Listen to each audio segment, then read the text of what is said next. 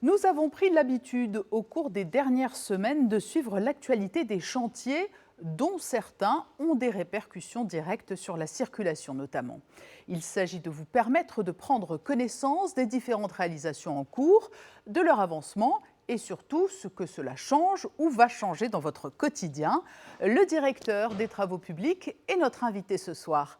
Bonsoir Jean-Luc Nguyen. Bonsoir. Alors, nous allons effectuer ensemble un tour d'horizon des chantiers de cet été 2020. Mais avant d'entrer dans le détail, évoquons le calendrier. Ne craignez-vous pas que l'on vous dise que ce n'est pas forcément le bon timing pour débuter des travaux ayant des répercussions sur la circulation?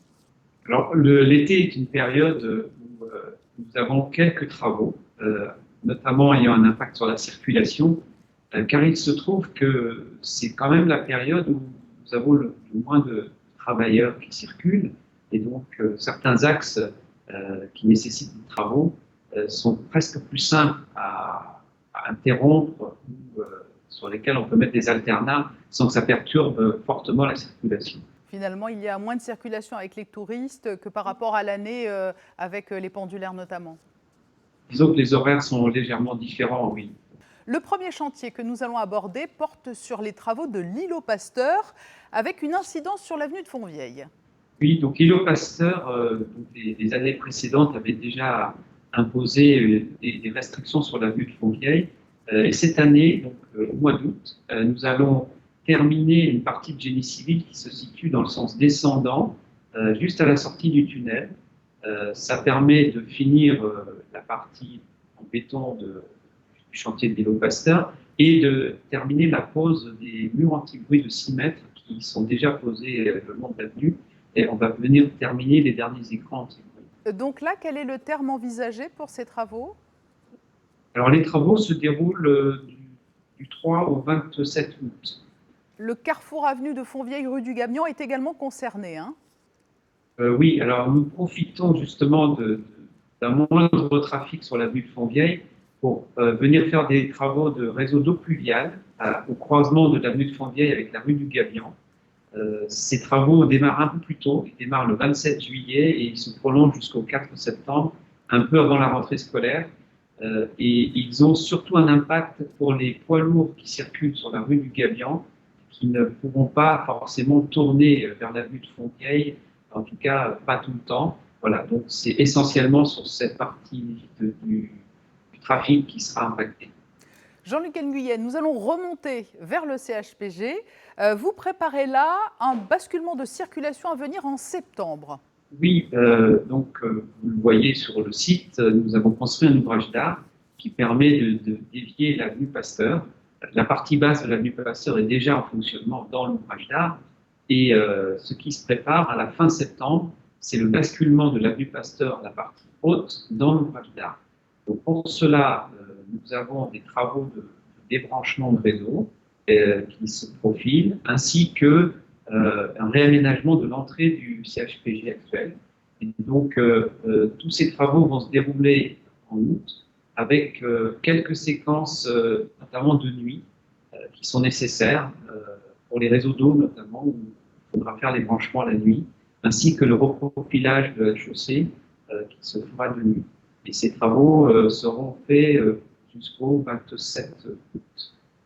Nous restons dans ce secteur, nous l'avions évoqué récemment lors d'un reportage. Le jardin exotique est actuellement fermé pour cause de travaux de confortement sur la falaise où il se trouve. Et cela va demander une fermeture de l'avenue Pasteur début août. Oui, alors effectivement, dans le cadre des travaux de vérification et de confortement de la falaise, il a été détecté qu'un bloc nécessitait d'être consolidé. Et pour cela, nous allons travailler pendant 3 jours. Ça se déroulera le vendredi 31 juillet, samedi 1er et dimanche 2 août. Et effectivement, ça nécessite de couper l'avenue Pasteur dans le sens montant au niveau du CHPG et jusqu'à la sortie du tunnel, donc un peu avant le carrefour avec le boulevard de Belgique. Un coup de projecteur à présent sur le quartier de la Costa. Oui, alors le quartier de la Costa, nous avons un chantier en cours privé en ce moment qui d'ailleurs implique une coupure de l'avenue de la Costa jusqu'au 31 juillet mais je voulais surtout évoquer avec vous la création d'un studio de danse à l'Académie de danse. C'est un chantier qui démarre et qui va impliquer à partir du mois de septembre la coupure de l'escalier de la Costa, et ce jusqu'à peu près en juillet 2021. Enfin, dernier chantier, la réfection des piles d'Espélugues, un chantier de longue haleine.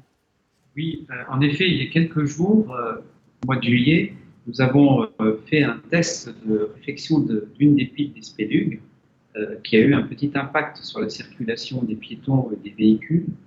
Cette phase de test va permettre de lancer en septembre un chantier très important de rénovation de l'ensemble des piles. C'est un chantier qui se déroulera en plusieurs périodes, car comme vous le savez, à chaque Grand Prix, nous serons amenés à libérer le tunnel et à reprendre des travaux à l'été suivant. Et donc, ce chantier se déroule bien entendu sur la mer, mais il aura un impact sur le trottoir qui est situé côté mer, et donc il nous faudra dévier la circulation des piétons vers le côté de terre. Jean-Luc Nguyen, vous venez de nous présenter 5 grands chantiers publics. À cela s'ajoutent les chantiers privés en cours. C'est de nature à alimenter la polémique sur le fait qu'il y a trop de travaux au même moment à Monaco. C'est un mal nécessaire ?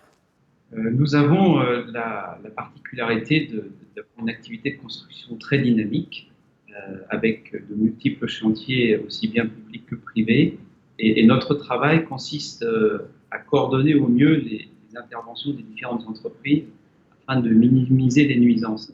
Jean-Luc Nguyen, merci pour ces précisions qui sont utiles pour comprendre les modifications de circulation à venir dans Monaco. Merci à vous.